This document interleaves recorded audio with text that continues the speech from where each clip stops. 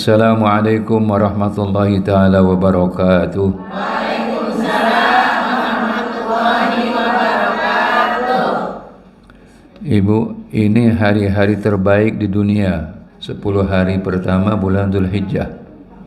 Kita berbuat baik, beramal soleh, beramal kebajikan, beramal ibadah, termasuk mengucapkan salam dan menjawabnya. Assalamualaikum warahmatullahi ta'ala wabarakatuh. Waalaikumsalam warahmatullahi wabarakatuh. Alhamdulillah, alhamdulillah, alhamdulillahi rabbil alamin, faddala syuhura wal ayyam wa asbagha alal khalqi min alaihi wa ni'amihi ma yashhadu bihi ulul basairi wal afham. Wa ashhadu an la ilaha illallah wahdahu la syarika lah wa ashhadu anna sayyidana wa nabiyyana Muhammadan abduhu wa rasuluh. Allahumma salli wa sallim wa barik ala khairi man shalla wa hajja wa sama nabiyyina wa habibina wa syafi'ina wa qurrati a'yunina wa uswatina wa imamina wa maulana Muhammad sallallahu alaihi wasallam wa ala alihi wa sahabatihi wa man ittaba'a sabilahu wa ihtada bihudahu ila yaumil qiyamah. Amma ba'du. Fa'udzu billahi minasy syaithanir rajim. Syahidallahu annahu la ilaha illa huwa wal malaikatu wa ulul ilmi qa'iman bil qist. La ilaha illa huwal azizul hakim. Shadaqallahul azim. Wa qala Rasulullah sallallahu alaihi wasallam, innal malaikata la tadau ajnihataha li talibil ilmi ridwan bima yasna. Shadaqa Rasulullah sallallahu alaihi wasallam. Alhamdulillahirabbil alamin. Pada hari ini di waktu duha, waktu yang mustajab, waktu yang mulia, rentang waktu yang paling lama antara satu sholat dengan yang lainnya. Jadi kalau kita bandingkan rentang waktu antara subuh sampai zuhur dengan rentang waktu antara sholat-sholat yang lainnya, paling lama ini. Kemudian dihitung antara zuhur ke asar berapa? Enggak sampai 3 jam. Kemudian dari asar ke maghrib enggak sampai 5 jam, enggak sampai 4 jam. Dari asar ke maghrib, apalagi dari maghrib ke isya. Nah, jadi waktu siang yang paling lama itu adalah rentang waktu antara sholat subuh dan sholat zuhur. Maka diantaranya kita disuruh mengisi dengan apa? Sholat duha. Sholat duha. Nah, kita manfaatkan waktu ini. Waktu ini untuk kita mengkaji, mengaji, membaca Al-Quran. Lebih-lebih ini adalah 10 hari pertama dari bulan Dzulhijjah yang Allah firmankan dalam surah Al-Fajr, wal fajri wa layalin ashr wasyab'i wal watr. Demi waktu fajar, wal fajri wa layalin ashr, dan demi 10 malam. 10 malam inilah maksudnya 10 malam Dzulhijjah, 10 malam pertama. Kalau disebut malam berarti juga siangnya. Nggak mungkin waktu malam terus-terusan. Kapan kita kerja? Tidur terus dong kalau terus-terusan malam. Iya, dikatakan itu dalam Al-Quran seperti begitu. Dalam surah Al-Qasas. Dan juga tidak mungkin waktu itu siang terus-terusan. Kita perlu istirahat. Kapan? Ya malam hari, siang waktu kita bekerja. Meskipun sesibuk apapun kita ini beraktivitas, ya, Jadi ibu-ibu sekalian, 10 hari pertama dari bulan Zulhijjah ini Allah jadikan sebagai salah satu sumpahnya, wal fajri walayalin ashr. Kenapa hari ini hari terbaik? 10 hari pertama dari bulan Zulhijjah adalah merupakan bulan terbaik, hari terbaik sepanjang tahun.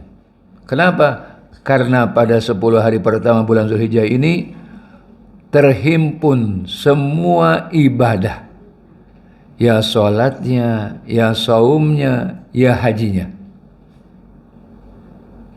ada pada 10 hari pertama bulan Zulhijjah. Ya sholat setiap hari. Saumnya apa? Saum Arafah. Saum Arafah. Ya. Kemudian ada ibadah haji yang merupakan rukun Islam yang kelima, yang dilaksanakan bagi yang mampu.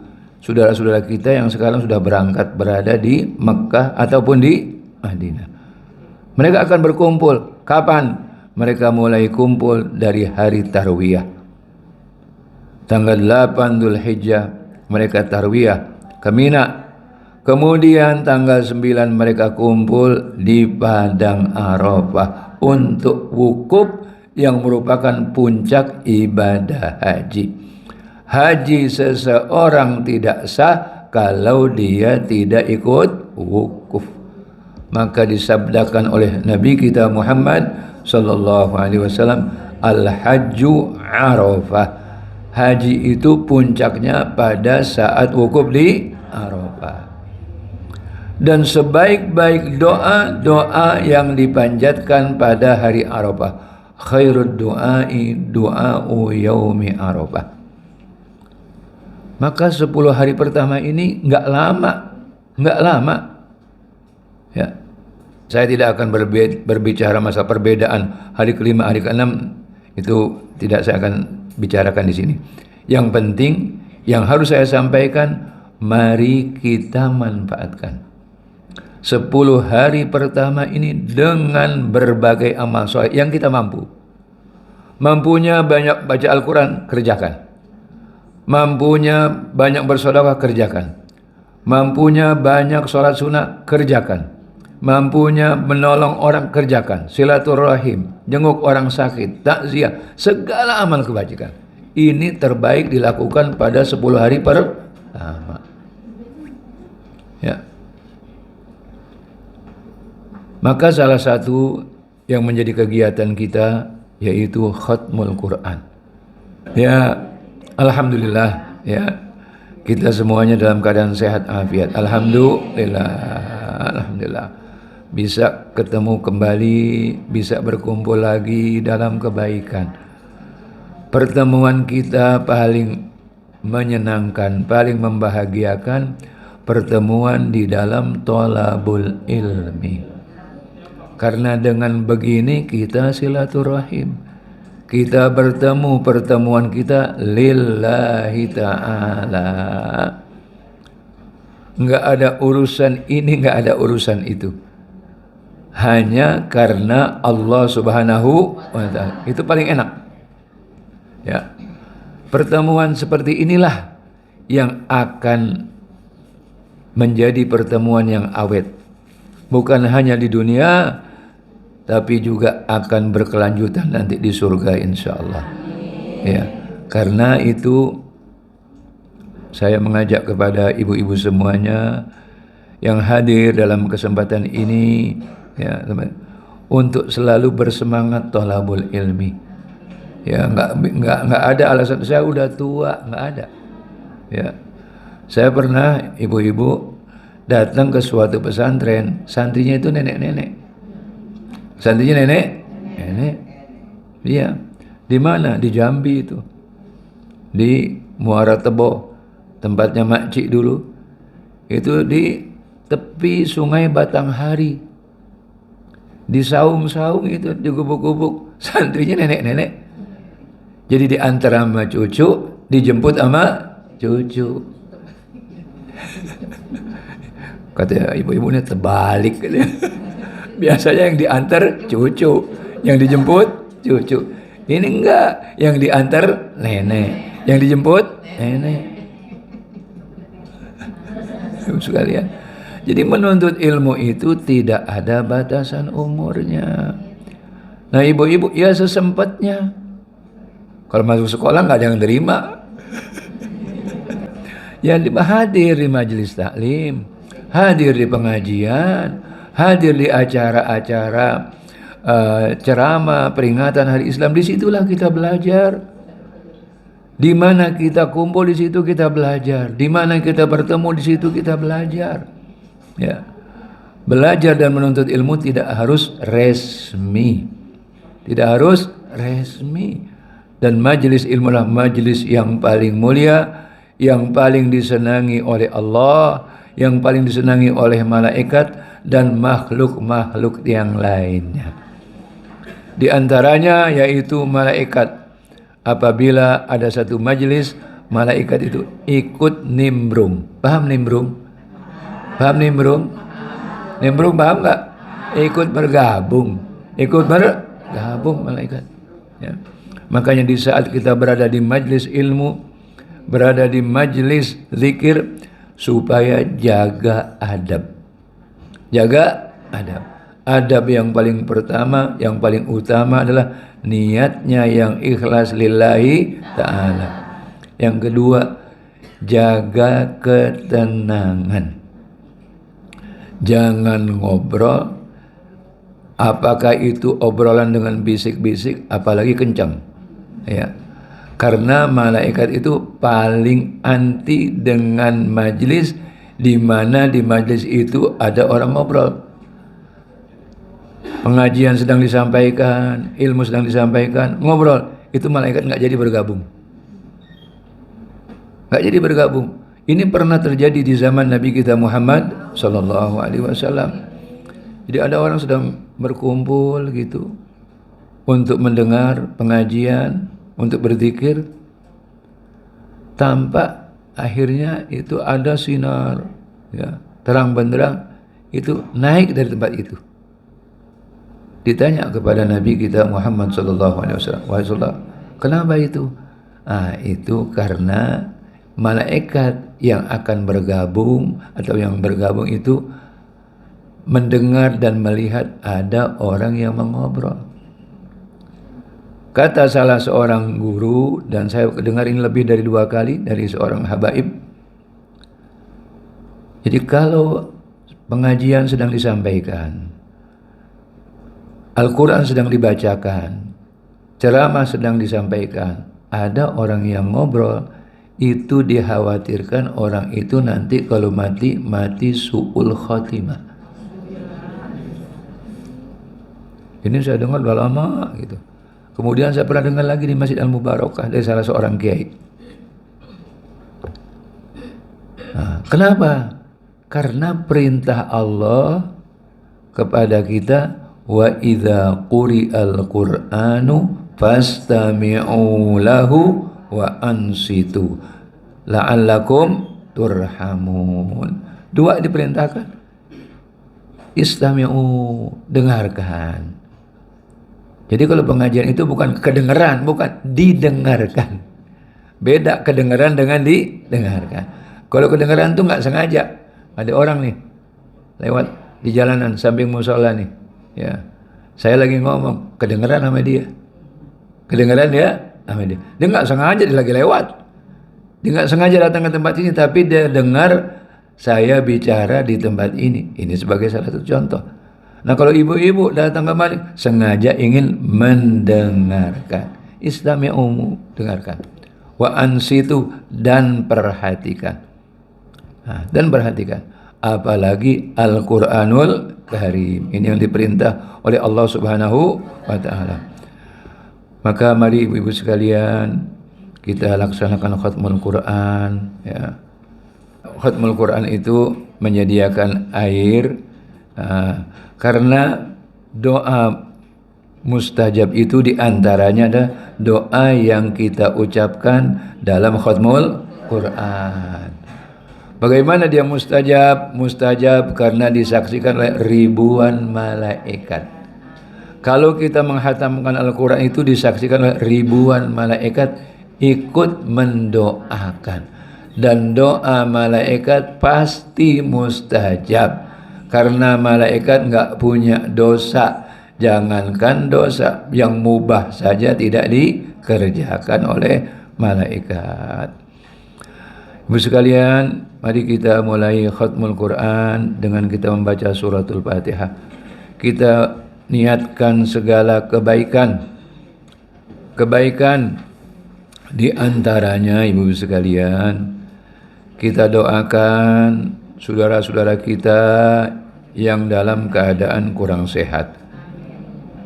Termasuk saya punya cucu, yaitu Hafsah, anaknya Aiman di Madinah, itu dirawat sudah 2 pekan di rumah sakit. Ya. Alhamdulillah kemarin saya dengar 2 hari yang lalu sudah turun panasnya dan sudah bisa jalan ya, dan biasa. Dan ada sesuatu yang saya ketika mendengar berita itu sedih, terharu. Jadi dia ketika panasnya sedang tinggi itu ngigo. Ngigonya bilang apa? Ngigonya talbiyah. Labbaik Allahumma labbaik. Terus bilang mau ke Ka'bah, mau ke Ka'bah.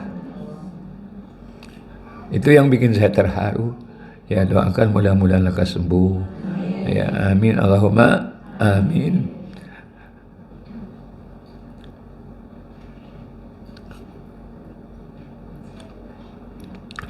Saya kenapa sedih? Sedih karena saya membayangin gitu.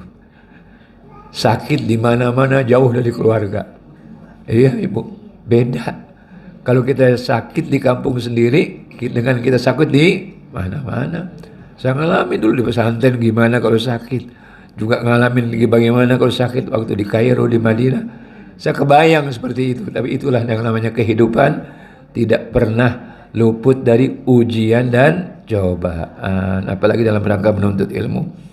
Ya, kita doakan semua yang dalam keadaan kurang sehat segera disembuhkan oleh Allah Subhanahu wa taala. Yang telah meninggal dunia selalu mendapatkan rahmat dan maghfirah dari Allah Subhanahu wa taala, dan alam barzahnya dijadikan min riyadil jannah.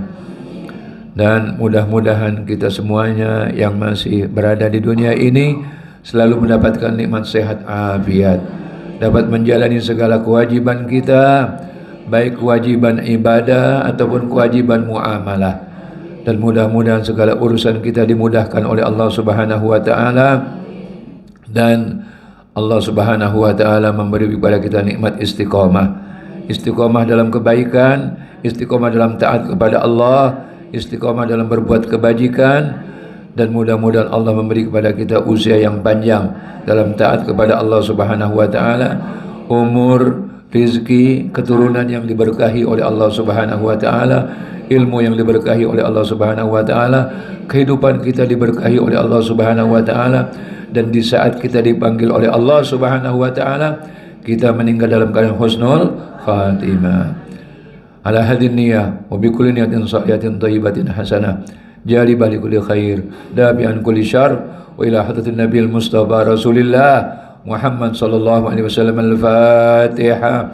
A'udzu billahi minasy syaithanir rajim. Bismillahirrahmanirrahim. Alhamdulillahi rabbil alamin. Ar-Rahmanir Rahim. Maliki yaumiddin. Iyyaka na'budu wa iyyaka nasta'in. Ihdinas siratal mustaqim. Siratal ladzina an'amta 'alaihim ghairil maghdubi 'alaihim waladdallin. Amin. Rabbana ighfir lana wa liwalidina wa lil mu'minina amin. Bismillahirrahmanirrahim. Alhaakumut takatsur hatta zurtumul maqabir. Kalla sawfa ta'lamun. Thumma kalla sawfa ta'lamun. Kalla law ta'lamuna 'ilmal yaqin. لترون الجحيم ثم لترونها عين اليقين ثم لتسألن يومئذ عن النعيم لا إله إلا الله والله أكبر ولله الحمد بسم الله الرحمن الرحيم والعصر إن الإنسان لفي خسر إلا الذين آمنوا وعملوا الصالحات وتواصوا بالحق وتواصوا بالصبر لا إله إلا الله والله أكبر ولله الحمد بسم الله الرحمن الرحيم ويل لكل همزة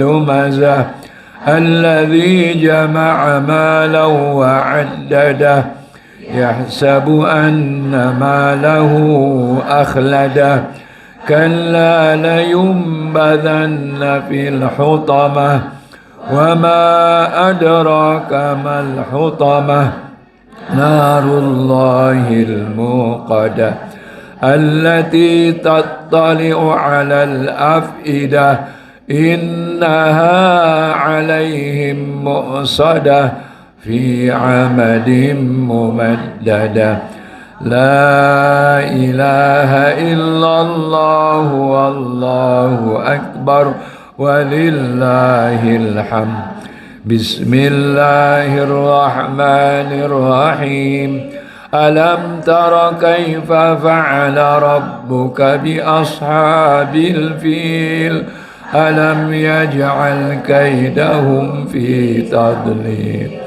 وأرسل عليهم طيرا أبابيل ترميهم بحجارة من سجيل فجعلهم كعصف مأكول لا إله إلا الله والله أكبر ولله الحمد بسم الله الرحمن الرحيم لإيلاف قريش إيلافهم رحلة الشتاء والصيف فليعبدوا رب هذا البيت الذي أطعمهم من جوع وآمنهم من خوف لا إله إلا الله والله أكبر ولله الحمد بسم الله الرحمن الرحيم أرأيت الذي يكذب بالدين فذلك الذي يدع اليتيم ولا يحض على طعام المسكين فويل للمصلين الذين هم عن صلاتهم ساهون الذين هم يراءون ويمنعون الماعون لا إله إلا الله والله أكبر ولله الحمد بسم الله الرحمن الرحيم إنا أعطيناك الكوثر فصل لربك وانحر إن شانئك هو الأبتر لا إله إلا الله والله أكبر ولله الحمد بسم الله الرحمن الرحيم قل يا أيها الكافرون لا أعبد ما تعبدون ولا أنتم عابدون ما أعبد ولا أنا عابد ما عبدتم ولا أنتم عابدون ما أعبد لكم دينكم ولي دين لا إله إلا الله والله أكبر ولله الحمد. بسم الله الرحمن الرحيم. إذا جاء نصر الله والفتح ورأيت الناس يدخلون في دين الله أفواجا فسبح بحمد ربك واستغفره إنه كان توابا. لا إله إلا الله والله أكبر ولله الحمد. بسم الله الرحمن الرحيم.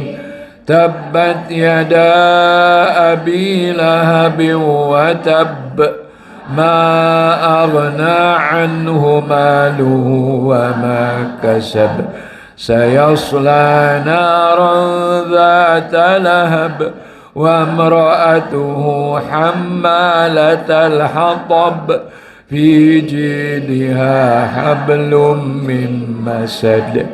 لا إله إلا الله والله أكبر ولله الحمد.